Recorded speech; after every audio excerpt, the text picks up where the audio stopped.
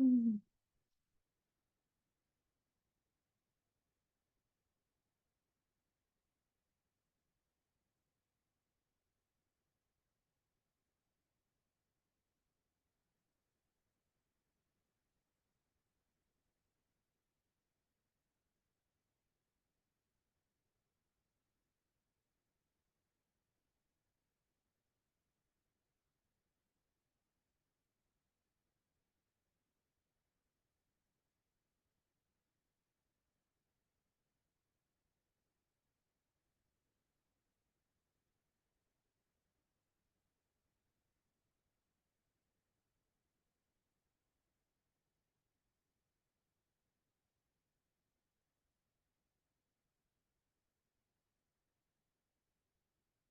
Mm.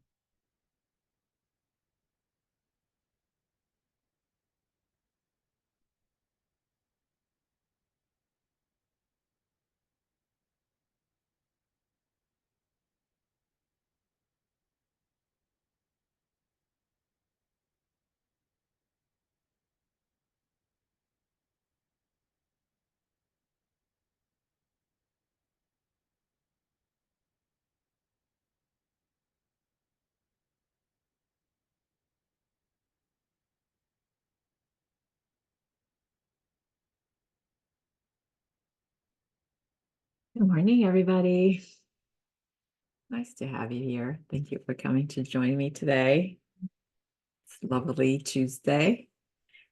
And I'm gonna turn off my technology because everybody gets a phone call in the middle of something important, and I am no exception to that. I'm gonna throw it on the floor so it doesn't buzz.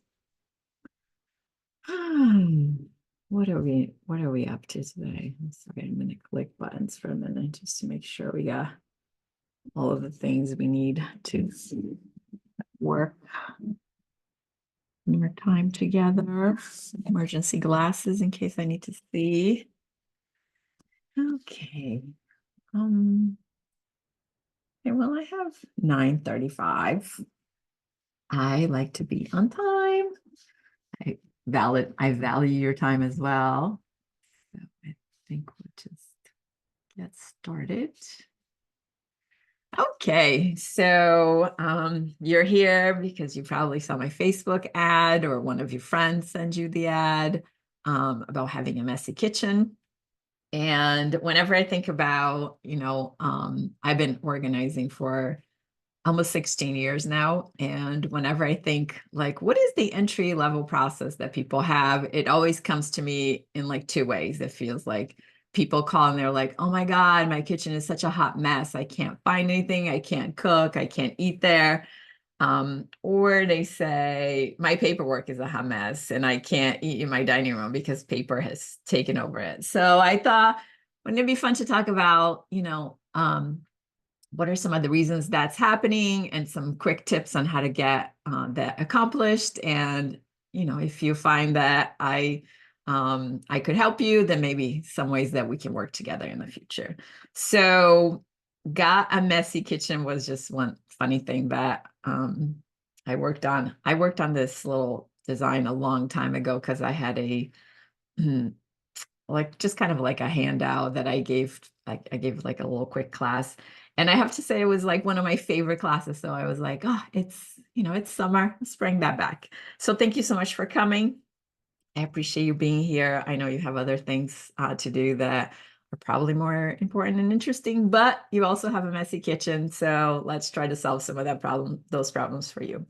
Um, I'm Chris Scrah, and like I said, I started organizing in 2007, and that was purely accidental for me. I have always been organized, but I lost my job as a project manager for a remodeling contractor, and I couldn't find another job. And so, in the meantime, um, I had been inside of people's homes for 4 to 5 years doing remodeling work, and sometimes I would show up the day of the project, and people would still have like coffee table books still sitting on their table. And I'm like, we're gonna demolish your home. Like, why do you still have coffee tables on?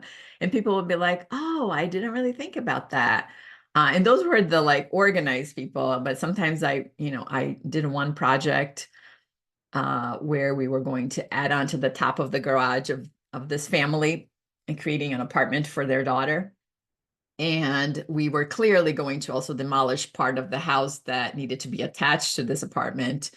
And when I got there, like, a week before the project started, she'd been saying, I'm going to do this, I'm going to do this. And then she was like, oh my God, I'm so overwhelmed, I can't do this. And I recognized that she was not going to do the project on her own, and that we had all of these plans that were not going to happen unless she had her stuff, kind of organized. And so I sat and stayed with her for a couple of days. And through the process, um, I helped her just kind of clear the space, organize, get rid of stuff. And I didn't even know organizing was a thing back then. It was just like, I just thought I'd be kind to this woman that, one, I had really gotten to know really well through the design process, and two, that I was going to have a really long relationship with for the next 6 months as we remodeled her home. And three, it was a lot of fun for me. Like, I totally enjoyed the process. And of course, it's like one of those things that you like put it in the back of your mind. I was like, that was kind of fun and interesting. Is that really a thing? So when, about a couple of years later, I lost that job, somehow that just sat in the back of my mind, like, oh, how can I always wanted to help people, since I was a kid. I just, I tutored people for fun. I was the person that people came to when they have problems they couldn't solve. So I was like, oh, can I organize for a living? Can I do this and actually make money? And of course, it turned out that there is a whole industry around organizing. I mean, this is 16, 17 years ago. So it's not what it is today. I feel like we have come a long way since, uh, clean, clean sweep and the home edit. And now there are, lots of things, Marie Kondo, there's a lot of things available that have made organizing tips much more. The Fly Lady, which is kind of one of my favorites. She's fun. Um, I don't even know if she's around anymore because I used to follow her on Twitter. But there's a lot available to people out there. And I do specialize in working with clients that have brain-based challenges. So a lot of my clients have ADHD. And I have tried to be like the home edit, but that's not going to happen. That's not my people. I love working with people that are truly challenged by disorganization and that need a little bit of a helping hand to talk about why is this not working for me? Why are some of these systems that I have read about, because the majority of my clients and the people that I work with, they have read all of the books. It's not a lack of knowledge. It's not a lack of intelligence. It's not a lack of hard work. It's not a lack of trying. It's not a lack of products. It's never a lack of anything. It's just that brain wiring is not um, conducive to organization, and that is not the default. That's not the default for them, and therefore it's a little bit more challenging. So those are the people I really love working with. And I feel that I bring that to every relationship I have as far as organizing, and probably, even outside of that, because I feel like simplifying the process is really the key ingredient to all sustainable organizing systems. So I bring all of that experience that I have had doing work with people one-on-one in their homes and with projects and whatnot over the years, into my, online training. So, and then in 2002, I decided that I wanted to help more people. I, as a company, Organizing Maniacs, we just recently invoiced our 7,500th project. So we have helped a lot of homes and people. I have probably employed and trained over 45 organizers, some of which still organize for a living. And so I felt like, okay, but there's only so much I can do locally. So I wanted to help people outside of that.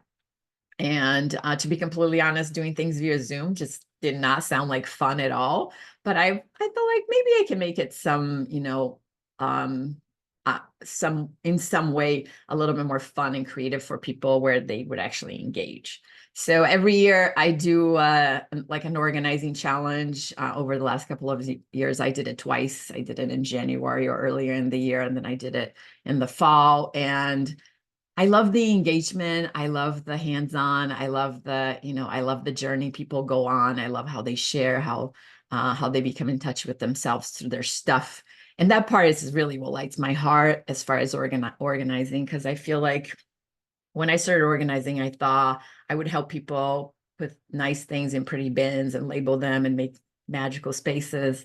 And what I discovered right away is there was so little about it, that it was really about that. It was so much more about people discovering their relationship with clutter. And it's not even a mindset thing, it's just really truly what is it that, what is it that holds us back? And sometimes it's surface level, right? Which is a little bit of what I'm going to talk about today. And then sometimes there's a much deeper component to it that, depending on how I work with people, sometimes I get there. It is, it's therapeutic. It's not therapy. And I really only go there with people that are actually engaged in therapy, because, you never want to trigger people into being in a situation that they're not supportive to like deal with what comes next. So that's a little bit about, me and who I am. I truly love organizing. It's my passion. I can do it in my sleep. I show up every time just really excited about what is it going to be like? What is the space going to look like? How is it going to turn out? And that part of it just, even I have never had a job before organizing that lasted more than a year and a half. A lot of my friends think I have ADHD, but I really don't think I do.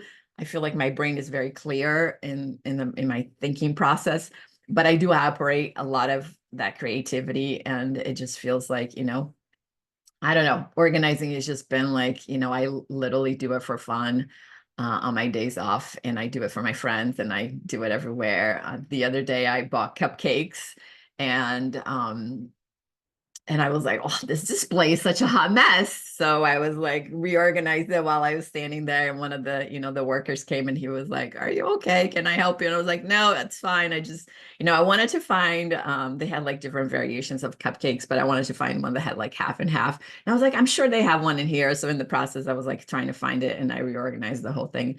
And then after I left, he was like, it looks nice.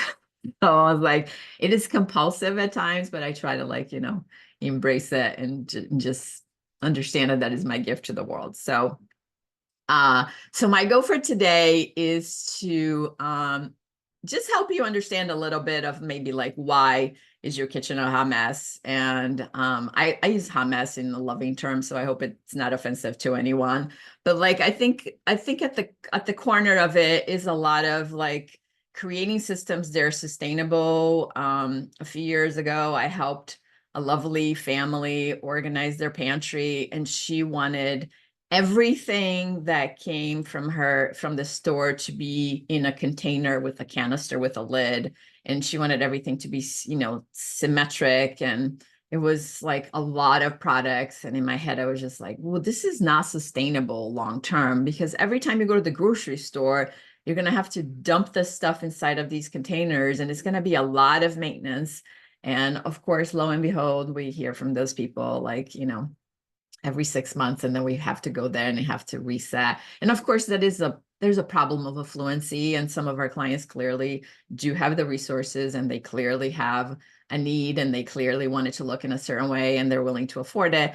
But I think also it's like sometimes we all have to be practical about life, right? It's like, it's in your pantry, who's really going to notice? But that particular client is very particular, so she has that pantry, but I don't think that's sustainable to anyone. And I did say that to her when she asked for that particular system. So I think creating systems that are simple and sustainable is at the corner of like making anything work in maintenance. I think like whenever I'm organizing, I'm thinking, how am I going to maintain this after I'm done with it? Because at the end, that's the point, and that's the problem, right? If we don't make maintenance to whatever it is that we're creating appropriate and feasible and maintainable, we're not going to, at the moment we're finished, we're going to be like, oh, that's too much. And my brain's going to be like, no, I don't want to do that. And then it just becomes something that you wasted your time on. And then what it feels to me afterwards is like, oh, I'm a terrible person. I don't know how to do this. I'm really bad. Look at me again. Look at another system that I can't maintain. And then like the negative self-talk goes back to reminding me that I am in fact a messy person, when the truth is that I'm not, right? Even I say that to myself sometimes when I'm like, oh, this is like way too complicated. It has way too many steps. My brain is just not interested. Like, left to my own device, the last thing, that's not true for me, but like the majority of the people I work with, left to their own device, the last thing they want to do is organize. So making systems that are sustainable and simple and easy to maintain is like really important. And the second part is I feel like, accountability is important. Sometimes, like, I have to be accountable to the people I live with, to not leave my stuff everywhere in the house. And sometimes they call me out on it because I will leave my shoes somewhere, and they were like, you tell us we have to put our shoes in the mudroom. I was like, yes, I do. So then, like, why are your shoes over here? So then I have to be accountable to the people I live with to maintain the systems that we all have created together. And I think implementing it, right? I find that sometimes we create systems and they are just like, we expect them to magically maintain themselves and like, become sustainable, but that's not the way it works. We need to implement some sort of a maintenance schedule. Then it allows us to go back and retouch that thing. Some things need to be retouched on a daily basis. Some things need to be touched on a yearly basis. So in a kitchen, I mean, I feel like I try to organize my kitchen at least once a year. And to me is like before the holidays, because I feel like during the holidays, I'm like, where is that platter? Where is that serving bowl? Where is that mixing bowl? Where all of the mixing bowls are being used? What else could be used as? So then I try to like reacquaint myself with the things that we have in our kitchen, so we can easily then use all of those things. And of course, at that point, I also feel like, people come and they bring treats and desserts and whatever with plates that they use. So I try to like maybe pull those things out and be like, hey, last year you brought us, um, cake in this plate. So I'm giving it back to you with some cupcakes, right? So then it's like I'm reciprocating the junk back to the people's lives that came into my life. And that way, it doesn't last forever. So everything that I do, I feel like, and I feel like I hope I don't beat the dead horse, but I try to add simplicity, right? In the process of organizing, we're first discovering all of the things we have in our kitchen, because it's not uncommon that I'll work with people and they'll, I'll get to the bottom of the cabinet and they'll be like, where did you find that? Oh my God, I can't believe you found that. I haven't seen this thing since like blah, blah, blah years. And where you find things in the pantry that have like, the expiration date of like when they first moved in. So it's like discovering what you have is the first step in the process, right? And then you're like grouping and gathering. About 3 years ago, I moved in with my partner, and he was a bachelor for like, about 6 years. And he had a lot of miscellaneous things everywhere. Like, there were bowls in 4 different cabinets. There were all kinds of things that were spread all over the kitchen. So it was a matter of like, okay, let's gather all the things that look alike together. And then let's make an assessment and a decision about what we're going to keep. And of course, I brought my own stuff through the process. And then it's like, okay, discovering, analyzing about what we need. I think when you're working with somebody, when you have a buddy, when you have an organizer, when you have a coach, when you have like, I don't know, whoever your mom, it helps you make decisions in less time, right? Because you stay focused. It's like there's somebody asking you those questions like, how are you going to use this? When was the last time you've seen this? What is the purpose of it? Do you still like it? Does this still work? Is it broken? Like there's some basic questions that you can ask in the process that are easy to answer. And then I think a lot of the people that, have a lot of stuff, it's because they need permission to let go and nobody's giving it to them. We all have things that our mother-in-law bought us that we're like, we're never going to use this, but it was a gift. And we all have things that people hand us down, because everybody thinks their stuff should go to a good home. So we have all these things that are just like, our friends thought we could use it, that we wanted, or, I don't know. The other day I was cleaning one cabinet, like the round around the corner cabinet, and it had lunch bags. I have three stepdaughters, and there were lunch bags from when they were like in elementary school, and they're not using lunch bags period anymore because it's not cool. So I was like, why do we still need these lunch bags? And so it's like a conversation to be had, right, with them, about like what do they want to do with them, and then for me to find a space to actually accommodate for them. And if they didn't, needless to say, most of them went, but there was one in particular that was attached to her lunch bag. And so I, created a space, and the lunch bag is still there. But it was a conversation to be had to just like, figure out why were they still there. And having permission to let go, I feel like is one big thing, because if we have guilt about the thing that we have, then we're unlikely to let it go. The default mode is just like, I don't want that person to ask me about the chopsticks that they brought back from Japan, and that I don't eat with chopsticks, but I still must have them. So it's like letting, how do you let go? I think is a really key, important part of the process. I do tell a story about, I don't know, 3 or 4 years ago. It must have been early in the pandemic. I was dropping donations off at Goodwill, and I saw this beautiful mirror, and I thought one of my stepdaughters would like to have it. So I went inside and I said, I saw a mirror outside. Any chance I can buy it? And he said, sure. So he's like, I'm going to go outside. The rule is that they have to drop it on the ground so it's available for anyone to purchase. And he was like, I'll meet you over there. So he put it down. And while we're doing this exchange, I hear in the background, I hear these two girls just kind of like very giddy, right? Like one girl was like, and the other girl was like, and they were like talking about this Q top that they had found that still had the tags on, and how they were gonna, swap it out. And then one of them was like, it's only $2. And it was just like, I've never seen so much happiness about a thing found at Goodwill as those two girls have gotten from that one shirt. And I was thinking to myself as I stood there, I was like, wow, that was clutter in somebody's closet not that long ago. And somebody probably struggled with thinking that, oh my God, I bought this shirt and it still has the tags on, and I spent good money on it, and I can't let go of this shirt. And somehow they had the courage to say like, no, this is clutter. It doesn't fit me. Maybe it's not my style. Maybe it's like, it doesn't look good on me. Like whatever reason that they came up with to let go of that thing, that sent it to Goodwill, that then found these two girls, and they were so giddy. I swear to God, I've never seen that much joy out of like two young teenage girls finding this top at Goodwill. So whenever I struggle with why can't, why do I want to keep this thing, I try to remind myself that maybe that thing will find its perfect home. And of course, there's plenty of things that we have, they're just trash, right?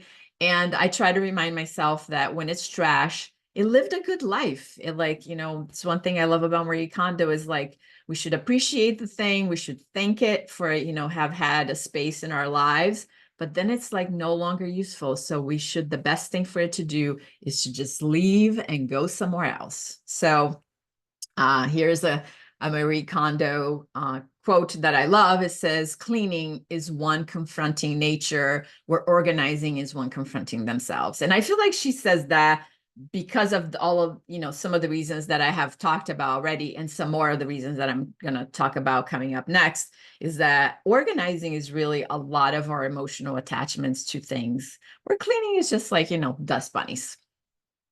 I'm going to talk in this class. We're just really going to talk about, if you're here by accident, like if you're super organized and, maybe this may not be a class for you and you may not learn anything, but if you have clutter and no idea what to do with it, you're in the right place. If you're embarrassed and tired and ready for a change, and if you wanted to stop bagging and shoving and boxing and stashing all of your clutter in places, This could be, you could learn something. And if you want to really start learning to create really simple systems that everyone in your family can follow, then you may be well entertained for like maybe the next 45 minutes to an hour. Uh, this is a text message I got from one of my clients. She was like, after we worked together, she said, I love my office. And just like creating a system where she had a way to process all of her things was just really helpful to her. And often I work with people and I make suggestions that I think like are no-brainers, right? Because that is my default brain wiring in solving problems. And then people will often go like, oh my God, that's such a great idea. And then I think to myself, like, are they being funny? And like, no, oftentimes they're not. Like in this situation, right? Having a to-do box and having an in-process box was just like revolutionary for her, where she was able to find her things that she needed to work on, and then she needed to, the things that she needed to do. She is a mom of 4 kids, so there's a lot going on all the time. She still works. She has a partner, there are dogs and cats and all kinds of things happening in the house. So it's never short of things in process and things to do. So like gathering all of those things together in one inbox was just super helpful for her. So I was really happy that, she found this, and she had created like some really complicated systems about like, these trays with all kinds of things and all kinds of naming. And I was like, you know what, just simple gathering of one of my organizers call it formalizing the piles, right? And I think like even in your kitchen, often when I organize people, I give them a filing system in their kitchen because it's a place where you receive all of your mail. Most of us go through the kitchen to actually go somewhere else with the mail, and it tends to get stuck there. So paperwork is a really big problem in a lot of clients' kitchens. And so you just kind of have to formalize the system in a way that, it makes it easier for you to gather that stuff. So it's not just kind of spread all over the place. It's just like, here's a basket where the incoming mail is going to go. I normally tell people like have a safe space for like your bills and your important, like your credit card statements or things that actually need actions from you. So when you only have a small amount of time, and I have a basket that sits like on the bottom of my bookshelf with those things that like nothing else goes in there unless it's like something that needs to be paid or something that needs an action or something that needs a response. Currently, I have like graduation invitations and announcements in there. So I have to, send those folks like a gift, or, have to figure out, or flowers or whatever it is that I'm going to do with them. But like it's a basket where I keep all of my safe things that I actually need to work on. And I often suggest my clients to have one of those in the kitchen because it's so easy to get, when I work with people, I see like their birth certificates in the middle of the newspapers with their passports. It's like, no, like some of those things need to be in a safe place, and having a place for those things to go can be really helpful in not getting your bills not paid on time because you can't find it. And I know that we live in different times where, some people just have a lot of these things electronic. If you have those things electronic and you're not really depending on the mail so much, then it shouldn't go into the safe basket. But a lot of people still, I personally still like to receive things in mail because I feel like, if you forget to pay your bill, it comes in a funny color envelope, and then like, oh boy, something went haywire and I need to pay this. Where some of us are not nearly as good as like reading our emails about these things and reading the alerts. So I loved working with Joe. And people often ask me, there was one person that made a comment on one of these ads. She was like, why does everybody need to be so neat and organized? And I just made up her tone. I don't know that she said it that way, but that's how I read it in my head. And I was thinking like, that's a really valid question. Why do we need to be organized? And I think that the research shows that people that are organized are less stressed. They have more clarity. They have more time. They don't spend as much time looking for things, which then allows them to enjoy their lives. And there's plenty of people that are super messy. They're enjoying their lives just fine. And I'm totally cool with that, which is what I said to her. I was like, if you love your space and you're proud of it, I celebrate that with you, because it's sometimes rare that people that are messy that can enjoy their space. And some people are just fine the way they are, which is totally fine. I was like, then you don't need to come to the class because you have everything you need.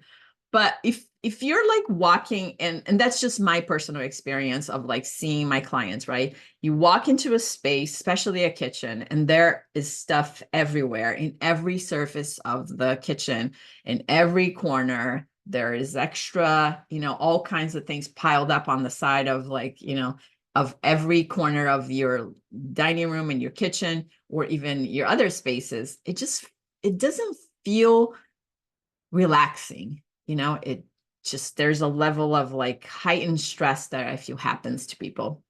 And clearly, I would like to help the people that feel that. If someone says to me, like, this room doesn't bother me, and in my head, I'm like, oh, I would be like pulling my hair out if I was in here. I say to them, that's awesome. Like, if it doesn't bother you, then, you know, it doesn't need to be organized. We all have to find what is it that our level of comfort, no one is ever going to live out of the Pottery Barn catalog. Like, no one lives there. They set it up, they make it look pretty, they stage it, but it's not necessarily maintainable. However, there are people that live out of the Pottery Barn catalog. It's not me, nor do I desire to live that way. I like to have a comfortable lived in space that has some of the things that I love. But, sometimes on a Friday, there are a couple of pairs of shoes just like lounging around, and there are like dog toys everywhere, and there's, blankets scattered throughout the place. So then I'm like, okay, it's time to like, when I lived by myself, I used to do it on a Fridays, but now I do it daily just because of the volume of people that live in my house. But that is like my level of comfort, right? That's it helps me at the end of the day to like, it's almost like a religious experience, to just like, it's meditation. I just kind of go around and reset some of these areas that just feel really messy to me, and mail being one of them in the kitchen, because it comes and then it's just like everywhere.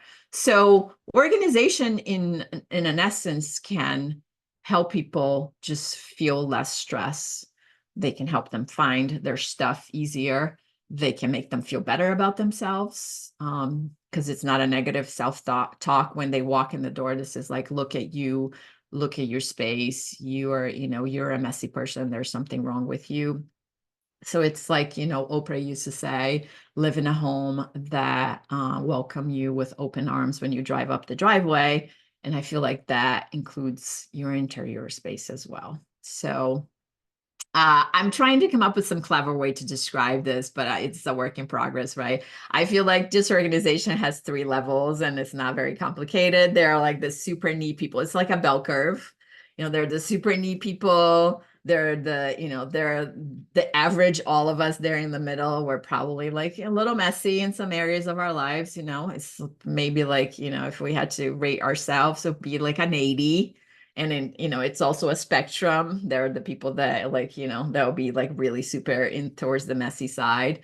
And then there are the super messy people. And I would consider those people probably like in the hoarding category, right? With hoarding disorders impacting them. And just for fun, right? And just by the numbers in the GC metro area, which is where I live, there are about 6 million people that live here, and between 1% and 5% of those people are truly impacted by hoarding disorders, whether they know it or not. So we're looking at 660 to 300,000 homes, which is quite a bit. Like you may have a neighbor that, from the outside, you're like, oh, there's hoarding person living there. I work a lot with people with ADHD, and this is not scientific. This is just my personal observation of like, I do work with a skewed number of, people, but I feel like just between that and some of the research I have read, I gathered my numbers, and this is what I came up with. I think there's between 4 to 10% of the population, of the adult population, that is truly impacted by ADHD. So we're looking at another 240 and 600,000 homes. And then I think there's all of the busy people, uh, you know, that, either have jobs or have children or have a lot of volunteers work, you fill in the blank how they became busy and don't have time to organize. We're still looking at about like 60% of the homes they're impacted. So I think like when you gather all of those numbers, we're looking at about like 75% of the people that live in the GC metro area could be impacted by some level of clutter. And I just say this to like normalize it, right? Because sometimes I think if you haven't been inside of enough homes of like messy people, may feel like, oh man, I am the only messy person in the world. And like no one else is living like me. But the truth is that like I've been inside of a lot of homes, and the truth is that there's a lot of people impacted by some level of clutter. And I recently worked with a client, and she was like, every surface looks amazing, but God forbid you open a cabinet drawer. Like the things will cascade and attack you on your way. So some of us is hiding it better than others. So this was my friend, this is my client Chris, and her name is I'm Chris and she's Chris, and we spell the name the same, so it may get confused here. But she emailed me that she had done her homework, and it makes a difference in her mood. She said it makes a difference in my mood for the better, and it has given me a sense of accomplishment. I'm grateful for both. And I think sometimes just like just the fact that it in the fact of clearing things out just makes people feel in a better mood. I think that's worth organizing. So after, doing this for 16 years, I have discovered the hard way that we all like the idea of being organized, and we all like the idea of like perfect neat spaces. It's just like I like the idea of like a six-pack or abs, whatever the correct version of English that is. I'm Brazilian and English is my second language.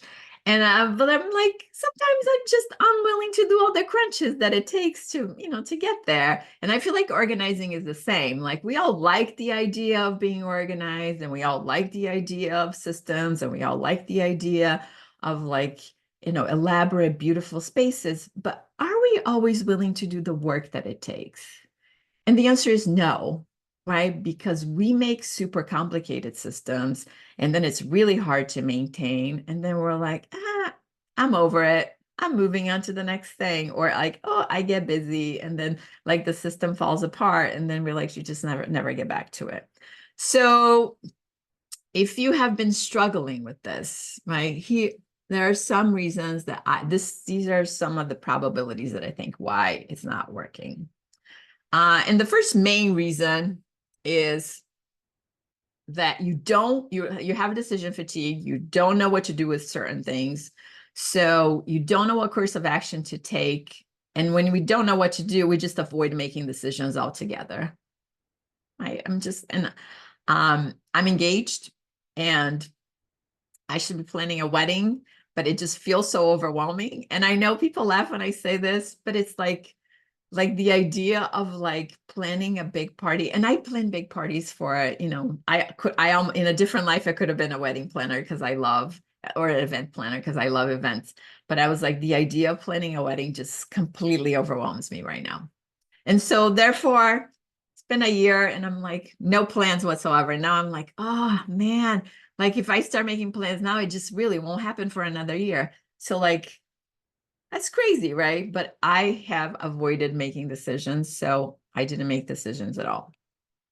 The second reason is without any systems, which sometimes people don't have, if you don't have a place to put things, the default scenario is that I'm gonna put it here for now. I'm gonna let it sit for a minute, and then I'll decide it at some other point.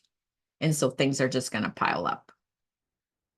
And accountability. Once again, I feel like we have to either be accountable to the people that we live with, and if they are not enough, then we need to maybe have a buddy, a person that, one of our girlfriends that we can just account to. And I don't know if they have clutter problems as well, or if it's just like, hey, I'm going to check in and be like, today, I really need to get my kitchen counter cleaned up so I can actually prep food in it.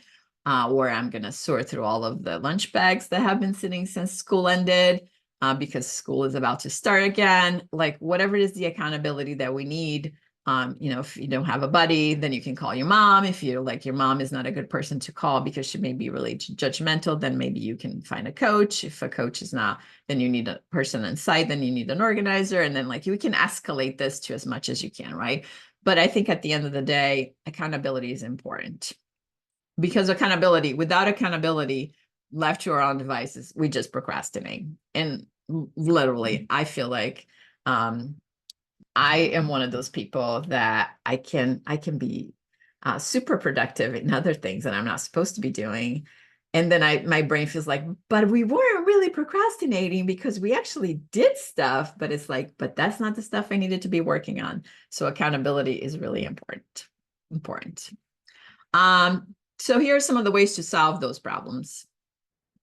So having decision fatigue is so common, right? I feel like I do a book club, and one of the books that we read is Willpower Doesn't Work by Dr. Harding.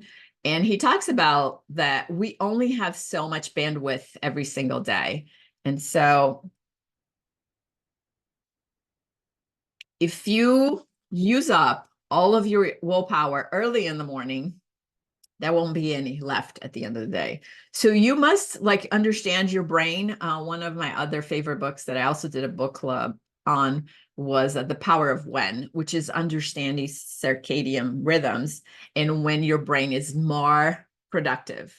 And we're all different. Like people with ADHD actually tend to be more productive later in the day because they're not morning people.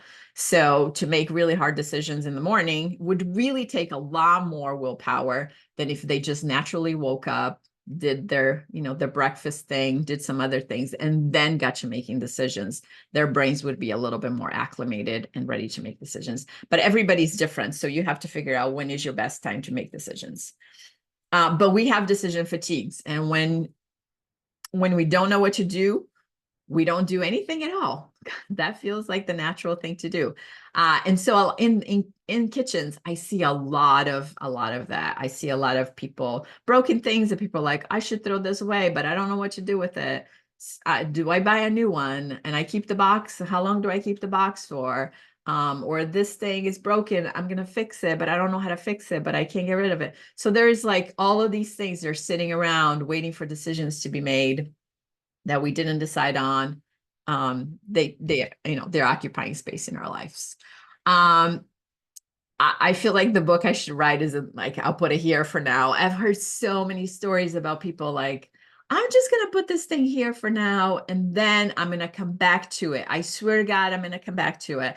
I do classes for real estate agents. And when they ask me like, where should people start when they're moving? I'm like, start in the I'll put it here for now pile that you all have, that everybody, says they're going to do something with that pile, but they never do. I'm going to take it to Goodwill. I'm going to recycle it. I'm going to repair it. I'm going to, you fill in the blank with what was going to happen to that thing. And then it's like, months later, years later, decades later, is still sitting there. So we all have those things in our kitchen as well, right? Especially like I see that a lot in like gadgets, in like our gadget drawers, because people have all kinds of gadgets that were either given to them or that they don't even know how they got it. And they're like, oh, I'll just keep it for now because I may need it one day. But the truth is that like you have never used this thing. It's probably not in good condition anymore, and you're never going to use it again in the future because you don't even remember that you have it. So it's not a default gadget. So if you have like those, I'll put it here for now, and you're like, you can't decide it, you're better off making a decision in that immediate moment to just take a deep breath, drink a glass of water, take a deep breath again, and then say like, okay, let's be realistic about what is this, what is this kitchen gadget? Am I going to really use it or am I not? And then making a decision about it to let it go. It feels like the hardest thing I ever see people get rid of is spatulas. I don't know why everybody's attached to their spatulas. Like these things are plastic, they're all brittle. Like, why are you attached to it? People have like lovely stories about, like, I made my first cake with this spatula. And I was like, okay, well, it's time to treat yourself to a new one. So just kind of like, don't put it here for now and think about it. Just like make a decision and let go of it. Uh, One us also really big problem I see in people's, not getting their kitchen organized, or that it also prevents them from like maintaining the systems, is trying to overplan and find the perfect products. This is actually not a fair picture because this is my kitchen and I bought these products for a client that I was helping organize her kitchen. But like when I was looking at it, I was thinking like, wow, this is a lot of different things that like I'm not even sure that they're going to solve some of the problems that she's having or that they're going to fit or like whatever. But she wanted this perfect kitchen to work for her. And I was like, there is no such a thing. Like a kitchen is like a living, breathing space and it changes almost every day. It's like your hair, it grows. Like, you may come up with a plan now, but like a year from now, it's not going to work anymore. So you're never going to overplan and find the perfect products or the perfect kitchen. At some point, you may have to change them again. And wanting everything to be super perfectly organized all the time is another thing that I feel like derails people. Is like, once again, it's a living space. It's like, in my challenge, we organize a pantry every year. And sometimes people, text me afterwards and they're like frustrated. They're like, oh my God, I just finished it this morning. And now like people just moved the chips around. And I was like, yeah, it's going to happen. It's like you can enjoy it for the time you have it. You can label it as much as you can to keep it organized, but like there's a level of disorganization that's going to happen to all spaces. And that's just the nature, because it is, all of these spaces are living spaces and they're alive spaces and they're used spaces. And people are going to move your stuff. That's just the way it is. So stop overworking and overthinking and over planning, and then just do the thing the best you can for today. I worked with a client that her kids were like older and she still had all these sippy cups, and like I was like, oh dear God, like what happened here? And she was just like, I just can't seem to let go of their childhood. And I was like, that's fine, but at least take it out of the kitchen and put it in a box and take it to, I'll put it here for now pile, as like in an in-between place. So then one day when you feel a little bit more ready to let go of the sippy cups, and mind you that these kids were like in their 20s, but it's like whenever you're ready to get rid of the sippy cups, then at least it's like, it's not occupying prime real estate in your kitchen.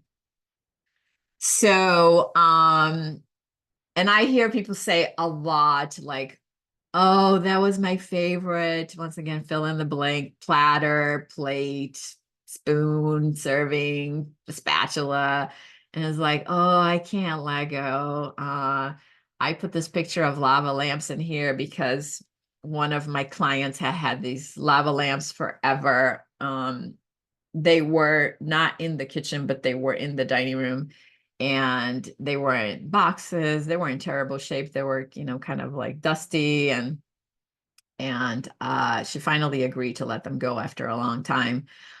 And then I took them to Goodwill and they wouldn't accept them. So I brought them home and I was like, oh, I gotta find a good home for these. Sometimes I have a problem too. But I was like, I feel confident in my ability to get rid of things, that I'm going to get rid of these lava lamps. And of course, my partner, Rob, he was like, what's with the lava lamps? And I was like, Goodwill wouldn't take them. So he let it go for a minute. And then one of my kids was like, what's with the lava lamp? And then her girlfriend was like, what's with the lava lamp? So like the lava lamp had a lot of interest, but nobody had claimed that. I was like, and I felt confident that it would find a home. And then of course, like a couple of weeks later, Rob was like, he was like, I was in a meeting and a lava lamp conversation came up, and he was like, one of the people in his team actually loves lava lamps. So he was like, can I have the lava lamps? So he took the lava lamps, cleaned them up beautifully, plugged them on his desk. And then I don't know if you can see it, but it says, I hope your birthday is lava fun. And his coworker, I was so thrilled to have these lava lamps, right? So it's like, once again, it was and of course I sent this picture to my client because it was really connected, right? And I wanted to validate my Goodwill two girl find the perfect shirt story, which is like, sometimes I think like, oh, like, our stuff is going to go into the dump, but it's really not. Like, trust me, there's a lot of life in a lot of things. And here's the perfect. So the lava lamps are living a really happy life, getting enjoyed almost daily from his coworker, and not cluttering my client space anymore. So uh, I wanted to just take a second to talk about chronic disorganization, because I feel like it's one thing that also impacts people quite a bit.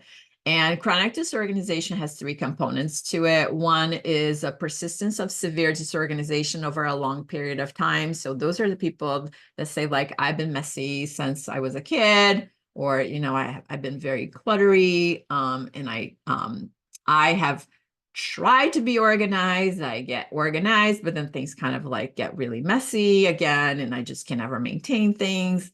And they say things like, well, I have read all of the books and I wish I just could find my bills and pay them on time. Right. So there's a component to that is like, it's not a failed of your systems. It is a recognition that your brain wiring may not be helping you stay organized, and then developing really simple systems. Like, whenever people have chronic disorganization, and chronic disorganization is a term that a professional organizer came up with probably like 30 years ago, and we use it in a way that just describes how challenging being organized can be. It can be really challenging, but it's not hopeless. It's just challenging. Some of the things that causes chronic disorganization, in my perception, in my view of like my way of working with people, there's a lot of ADHD involved. There's some OCD and perfectionism. There is a hoarding tendency, and a scale of it that varies between the people that are like in the early stages of developing exacerbating their disorder mentally or not. There's a lot of depression. I used to say we're all one nervous breakdown away from becoming a hoarder. And just because I feel like, if something happens in your life traumatically, you may get to a place where you don't read your mail, where you take out your trash, where you don't maintain your home, and things kind of just start accumulating. And before you know it, one day you wake up, you're like, oh, who lives here? Right. And then you have fallen so far behind that it becomes really challenging to um, just catch up. And of course, there is the anxiety of am I making the right decision? Is it okay for me to let go of this? I spend good money on this thing. Am I going to have the resources to purchase it again? Or am I wasting the environment by letting it go? Like all of those, it's like a swirly energy of anxiety that is like, we're bad people. And it's like, sometimes you don't want your house to be the landfill, right? You just have to like figure our way through the anxiety to let go. And sometimes we can't do it by ourselves. We just really need people to help us through it. Uh, so one major category that I also see, right, is the fact that people have no systems at all. Like, you open the cabinet and there'll be a mishmash of plates and cups and pans and serving platters and food, and like, and you're like, what is happening here? And when you don't have a good system at all, it's just really hard to find things. In this particular example, I love this playroom, and I worked with this client, and she's like, I keep putting things into these cubbies and I think the kids are going to maintain it, and then nothing is ever in place. And I said to her, well, maybe if you gave them some containers, it would really make a difference. And she was like, oh, you think I should do that? So then I gave her, I think like 10 bins, and then we categorized some of the stuff, and it's just very loose, nothing fancy about it. It was just like we threw categories of things together into those bins, and then we slid them under those benches that were by the window. And that made such a huge difference for the kids, right? Because now they actually have a thing to put the things in. And it was like, they were like, wow, we can do this. So huge difference. Sometimes containers are really helpful. But containers are a tool. Like they are not the thing that's going to solve the problem, right? They're just a vehicle to get you into the right locations. I like containers in pantries because there's a lot of loosey, kind of like flabby things. They're just like, unruly. I think of the guy, the fun guy at at the car wash that goes like this, like when I die, I hope they put one of those in my funeral. But I'm like, that's kind of how the pantry is. It's just like, everything is just all over the place. And that gives it a feel of like, oh, this is so messy over here. So there are certain things that, we would group together, you would containerize some of it, a little bit, and that helps give it structure. And structure helps things stay organized by its nature. Like, baskets are really great on the bottom of pantries because you can gather some of these things there and maybe not be used very much, and you can just put them over there. I love to organize by by most valuable real estate. I think of every cabinet as a valuable real estate. I think, some of us that are lucky enough to have a pantry. I mean, this particular client has an enormous pantry, like you literally can dance in there. And that is, that is not a gift that we all have. And, but I try to think of it as like prime real estate. And what are the things that get used the most? Like they go on the eye level. Then the things that are like heavier and gets used less, they may go down on the floor. And as like, the things that need to be seen better, I always like cans in this level of my cabinet or my pantry, because it's like, you don't want things to get buried all the way there. I try to like group things in categories. So then I'm like, the tomato sauces or the sauce like things go together, and then the vegetable like things will go together. It's a little bit like replicating the grocery store inside of your small organizing space. But in this particular situation, like just adding a few clear plastic bins really made a difference in this pantry. And made it easy to find things. So clients will have a lot of things that are really homeless. And when something is homeless, it just doesn't have a place to go. And the fact that it doesn't have a place to go means it's just going to linger around in surfaces of your area. They're just going to be like, annoying and bothering you until you decide like this is the location where that thing needs to go. And I think sometimes, I think this is my next slide, but sometimes it's like you have to create space elsewhere for these things in order to maybe, or you have to create space elsewhere for some of the things that are taking prime real estate in your cabinet that shouldn't be. So these things that are lingering on the counter have a place to go. So sometimes it's like a Tetris game, right? You have to like, you take this cabinet and you move these things out that have been here for a long time that never get used. They're so dusty that they haven't seen the light of day in years, and you move them elsewhere. It was the sippy cup situation with my one client where she's like, you're occupying an entire drawer of sippy cups that haven't been used in a good 15 years. And then we freed up that space for some of the things that were sitting on the counter. Then now they can go in that drawer. So the question is like, where do I start? The best place to start in any kitchen is those high up cabinets, the places where you haven't seen the light of day, the things that are just like, you're like, what's up here? What's been living there? What do I have? Like, or the very, very bottom of the cabinets where you're like, I haven't been down here since I moved in, right? Like, what's in that really way back there corner? And like, those are the places to clear out first, which is counterintuitive, right? And so it's a shifting of place. So you clear out the oldest places that have not seen the light of day, and then you make an evaluation with all of the questions that we have asked, right? Do I need this? Do I want it? Does it work? Is it useful? And does it have to live in the kitchen? Or is it something that I can just put it in the basement, or put it in the attic, or put it in a different closet, or, put it in the garage? Like, do I have a different space that thing can go to?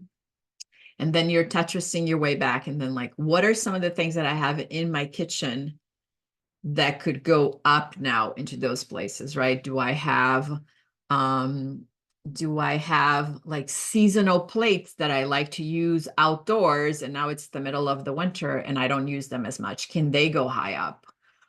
Do I have an abundance of, water bottles that I am very attached to because they were really expensive? But I know that I'm going to lose some of the water bottles that I have down here that are my favorite right now, and then I can just shop from my own supply. So can I put some of them high up in a place where I can just find them later? Or do I have an abundance of like pots and pans that I don't quite use it right now, but they were expensive and they go with my set. And it really makes sense for me to keep them for this time being because, even though I don't use my spaghetti pot very often, I still like to have it to use it when I'm making spaghetti because I don't like the ends to be burnt on my spaghetti when I'm making it the other way. And I like my spaghetti to be long, right? So like you hear, I have reasons to create for keeping that pot. So then I can put it somewhere else because I only maybe use it like once a month. So like you start allocating things and moving it. And once you do that, then you can start seeing maybe how some of the stuff that has been on your counter will have a space to go into your cabinet because it is I find that most of the stuff people are keeping on their counters is the stuff they're using the most. So as a default, a lot of this stuff will have to go into the cabinets to begin with.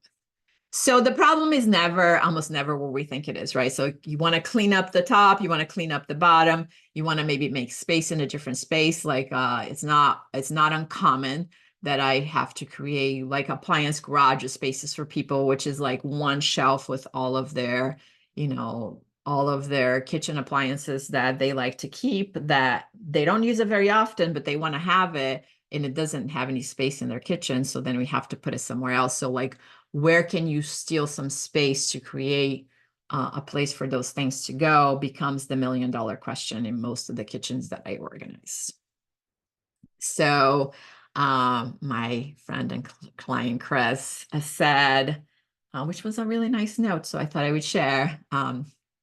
You may not know it, but you haven't been instrumental in making my new place my new home. I have learned so much from you, and with your positivity, I have become able to find what's important to have with me. It's lovely here, and you'll get to opportunity to see it one day. And I think the one thing about Chris is the reason really what I want to share this with you is that Chris has worked with me in person, and she has also made a lifelong commitment to be more organized. So on a weekly basis, in our Facebook group, I post share your organizing projects for the week. And she often shares that she's been working on something. So every little project counts. I think like any time we spent making our space better, makes it a better space, right? I was just having a conversation with my girlfriend this morning, and she was saying how having relationships with children can be hard because you don't get any immediate positive feedback. Like sometimes they're like, oh, what do you want? I mean, those of you that have children, I don't have to explain it to you, but it's like they don't necessarily always give you positive feedback. And it's like it's kind of like a bottomless of give, like you just give and like you may not see any results for it.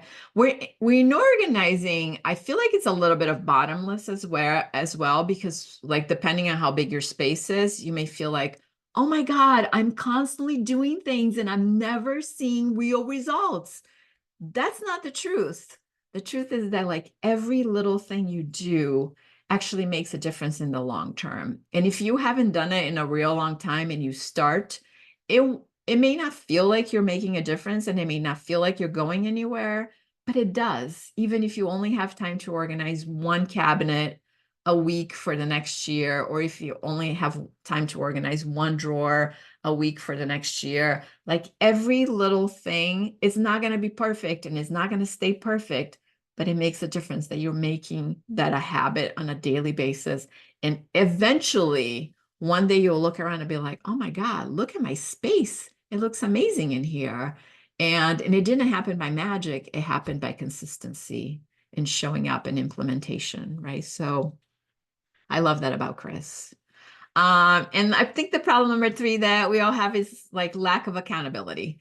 And these girls are all professional organizers. And they're women, they're a professional organizer, and I am in an accountability group with them. We meet once a year. We rent a house somewhere fun last year. Um, I can't even remember where we were last year, but a couple of years ago we went to Park City, Utah in the middle of winter. So that was a lot of fun. And we hang out together for 4 days, and we bring to the table like serious business problems, and we talk about it, and then they help, like collectively we help each other solve those problems. And we have, over the years, we've been doing this for 6 years now. Over the years, we have all grown our business substantially because of that accountability and the level of support. And I think that, if we don't tell someone what our goals are, it's likely not going to happen, right? Because we are not really being accountable to what we want. So I love John Acuff, and he has written a couple of books, but one of my favorites is the book Finish, which I also made a book club. There are YouTube videos for all of these book clubs I'm talking about in our Organizing Maniacs YouTube channel, if you want to go watch them. But in the book, he talks about that 75% of the people are more likely to accomplish their goals if they share with someone. And I was like, 75% more likely? I was like, that's a lot. So I have always been an accountability person. When I went to college, I was the person that started study groups because I learned better with others. And so I feel like when I'm telling people what I'm doing, when they're helping me troubleshoot the things that I can't do on my own, I'm much more likely to actually, get those things done. So I second his statistics that you are much more likely to accomplish the things that you want to do if you're telling someone. So share like, if you're going to organize your kitchen, share with someone, whether it's your partner, whether it's your children. It might not be too appropriate for your children because they'd be like, we don't care. Like, why you're telling us this? But I think it's part of educating, it's part of encouraging, it's part of like sharing. So if you think it's appropriate, involve them in the process. They will also be much more likely to maintain something that they feel ownership to than something that you just bring upon them, like, this is where all the cookies are going to go. Like, if you ask them, they might be like, yeah, we like the idea of the cookies going over here. So let's just, keep the cookies in this space. So the good news I hope that, after listening to all of this, you may be like, oh my God, I'm hopeless. I'm not going to do this. The truth is that like 90%, 99% of you are just probably just messy or chronically disorganized. And with some systems, some accountabilities, and some tools, you can probably be more organized. So that's my dog, Willow. She sometimes hangs out when I'm working, and when I was creating this presentation, that was her. So I was like, gotta make it. So this is the part where I'm going to tell you about how I could help you organize and be more organized if you are struggling with it. And I hope it's okay that I'm going to do that. I want to help you develop better systems, create plans, maybe help you stay less distracted, and let go of what you don't need. I think those are like the top 4 things that people really get bogged down when they're getting organized. And I created this program. It's called Grow versus Clutter in the Kitchen Edition. And I'm going to offer you it's a program it's a brand new program. So I'm starting this in the fall. In a couple of weeks, actually next week, I'm going on a trip. And when I come back, if you're thinking like, I don't know when this is, I don't know if I'll have time, I'm going to create a poll for the people that sign up for the program, and we'll collectively pick dates that works for everyone. So that way you don't have to worry about like, can I make it? Can I not make it? I'm going to make it. So it's a date that works for pretty much everybody. We're going to take the majority rule, but it's like the majority of you will get to vote, and then we'll figure out when to have these classes, but it's going to be a 2 live day implementation session. So you're going to join me from my kitchen. I'm currently in my office, and we're going to tackle organizing together. We're going to do hands-on. We're going to talk about these bottom corners, these top corners. You can ask questions as we go along. It's going to be as if we, if we were in our kitchens together. It is a group call, so there's going to be other people involved. But since it is the beginning, who knows? Maybe you'll be the only one, and then you just get to hang out with me. Then I'm going to also give you 6 months of our community, because I believe that in a community of others that may be struggling the same way you are, or to have better ideas than you and I could ever have.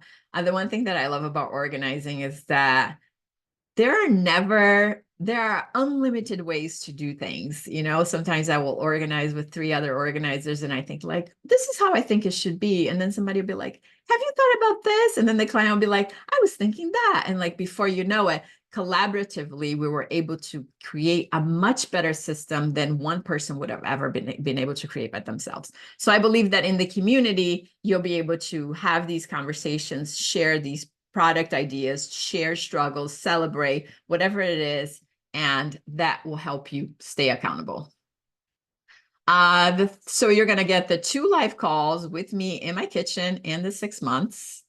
Then I'm also going to select 2 people from the cohort where they're going to receive personalized coaching sessions focused entirely on your kitchen. So we're going to kind of maybe take a video program call, and I'm going to try to find spaces. I'm going to try to solve some of the problems that you have that may not be obvious to you, so then you can get your kitchen better organized. So you're going to get the 2 live calls, the 6-month community, the 2 hot seats to be applied for if there are more than 2 people, which I hope.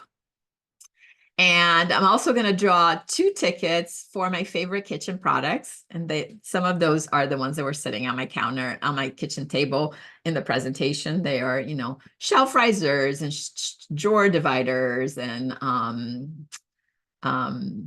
containers for your junk drawers and things like that. However, if you already have some, it'll be a discussion, and then you get to tell me what you want. And then I'll send them to you so you can have it for when we do your kitchen. So you're going to get the 2 live calls, the 6 months, the 2 hot seats, and 2 tickets. Enter to win 2 tickets to my favorite products. And I'm also going to give you a long list of all of my favorite kitchen products, which, I should say it's a long list, but it's not an enormous list. They're just like my favorite tried and true things that I have tried in kitchens over the years that I feel like are super helpful. They're products that I feel like are not flimsy. They're not going to break. Sometimes I buy things from Amazon and I'm like, this is made out of paper. It's not going to last very long. So these products, I have tested them. My clients have tested them. Some of them I have in my own kitchen. And I'm going to give you that list. So you're going to get the 2 live calls, the 6 months of the community, the 2 hot seats, 2 tickets to the drawing, and the list of all my favorite products. And for today, I'm selling that for $1,997. There is a payment. There are 2 payment plans options. One is 6 months of $399. So you pay $399 today, and then you make 5 payments of $399. I do recognize that you're probably going to receive all of the information way before you have to make the last payment. And people say, like, wow, why do you do that? I do that because I trust people, and it's just the way I was brought up. And I have had a lot of reasons to not trust people in the past, but I give everyone the benefit of the doubt. So, and if you, for some reason, decide this was a complete waste of my time, I didn't improve on my process at all, if you actually do the work and you don't have any improvements, I will give you your money back, because I feel like I'm not in the business of taking people's money. I'm in the business of improving people's lives. So, so I have that coming up next. There was another slide. I should probably put that here in my next presentation. And because you showed up, you came today, you took time of your very busy schedule, I'm also going to give you 2 bonuses. And these are my 2 Two classes that I have done for a long time. So they're tried and true systems that I use. One is Detox Your File Box, and the other one is Meaningful Memorabilia. And in my Detox Your File Box, I help people create filing systems that even your 8-year-old can maintain and follow. And the second one is just how to manage all of the memorabilia that we have in our homes, because sometimes they do live in our kitchens as well. And once again, it's probably not something that should live in our kitchens. They should be managed somewhere else. So all of that is a value of about $7,000. And I recognize that some of it is arbitrary, but if you spend 2 days with me, I no longer do one-on-one client work. You have to have an assistant. You'll be looking at $1,300 for an appointment. I feel like it's a lot. I know that sometimes people look at this list and they're like, oh my God, the list itself is overwhelming, but I'm going to schedule this stuff out. We're probably going to start the implementations after school starts, just because I recognize that we're like, well, in summer and vacation and all kinds of things. And I'm going to guide you through the process so it won't feel as overwhelming. And the detoxing your file box is something that I can teach you in probably like one afternoon. It's really simple to do and it's easy to use. So one last ethical bribe, if you will. If you pay it in full today, I will also give you a 1 hour strategy call with me directly, where we can talk about, we don't necessarily have to talk about your kitchen. If you have other areas of your home that need organizing and you need some strategy for, we can totally talk about that instead. So if you're interested in getting started today, you should copy the link below, which is bit.ly/GVC, which stands for Grow versus Clutter in the Kitchen edition. And you can get started today. One last quote from a client. My client, Erica, said, my brain doesn't just see a pile of stuff that I can start from the top. It sees a pile of stuff that I have to start from the bottom. And because that feels too hard, I just never start. So if you feel like that and you need some accountability and you need somebody to be with you, we would love to be your body in this journey. Like I said, if you don't like the product, if for any reason you feel like I didn't learn anything, we'll totally give you your money back. And I'm going to escape this. See if I can set the timer. I'm gonna take some questions.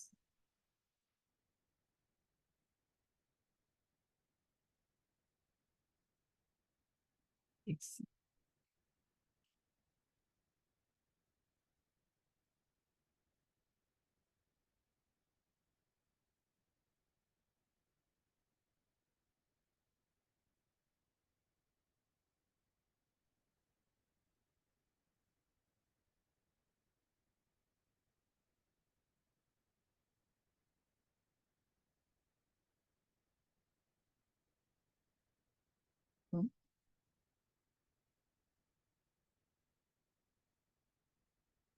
maybe I'll get a drink while I'm doing tech support for myself here.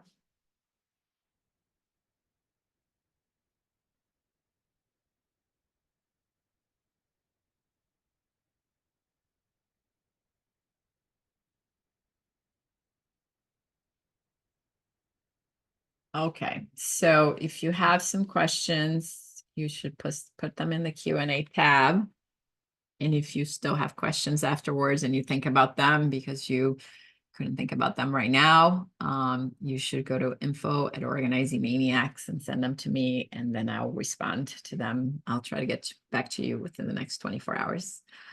Some of the things that my team always tells me people ask is like, what if I can't be available during the time of the implementation session?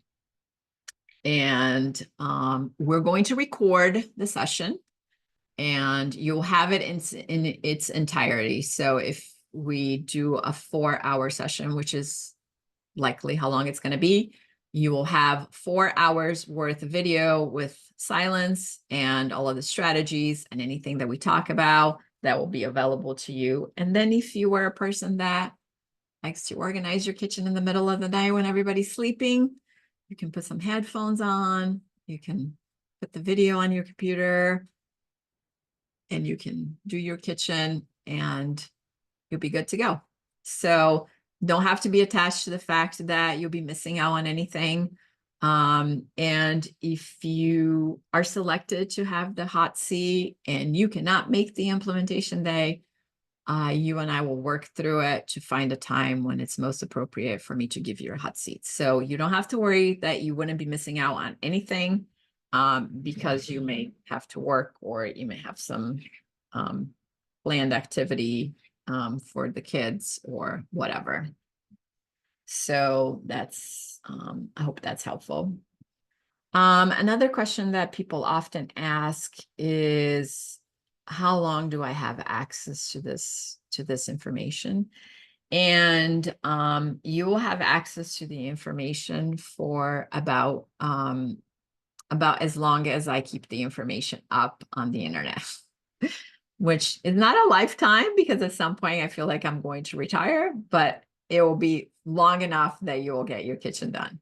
So I also, because you'll be my very first cohort and the very first set of people doing this, anytime I host an implementation day, you'll be invited to it. So if you choose to like come and just refresh parts of your kitchen and just see if there's any new information that I'm sharing, like you'll be invited to it at any time.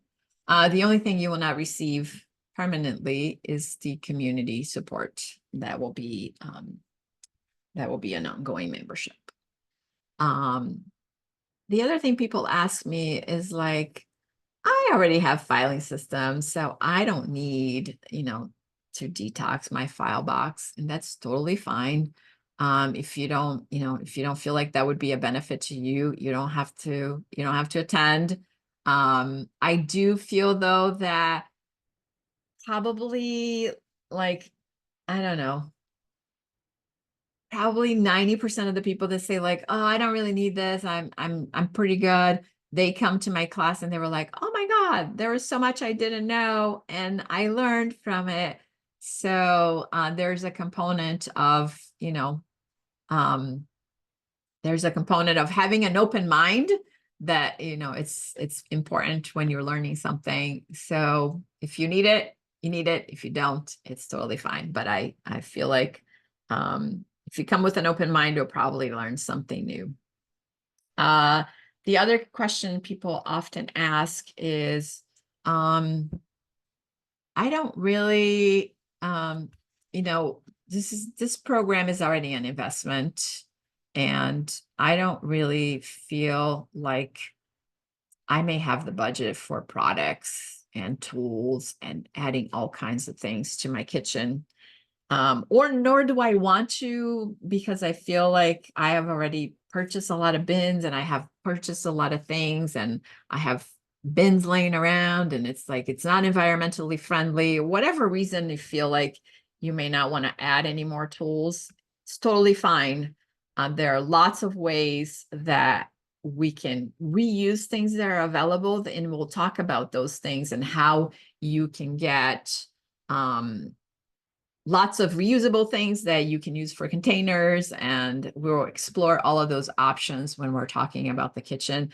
I will go from the like, this is a free way to create a system, to like, you can spend an ungodly amount of money at like the Container Store ways of doing it. And then it'll, then in the spectrum of like, this fits me and my budget better, you can go about organizing that way. It's not, once again, it's not about products that will make the systems better for you. It's about most likely the systems that are really going to make a difference in your kitchen. Products can be helpful along the way, but they don't have to be fancy or cost a lot of money. There are probably lots of things that you can find in your recycling bin or some of your neighbor's recycling bin. I worked with a client that was completely adamant about not purchasing anything. So on recycling day, we did go to our neighbors and like knocked on the door and said, like, would you be okay if we took some of this stuff from your recycling bin? And everybody, of course, was like, oh yeah, we don't care, just whatever. And so we found lots of cool, interesting containers that we could then use in her kitchen.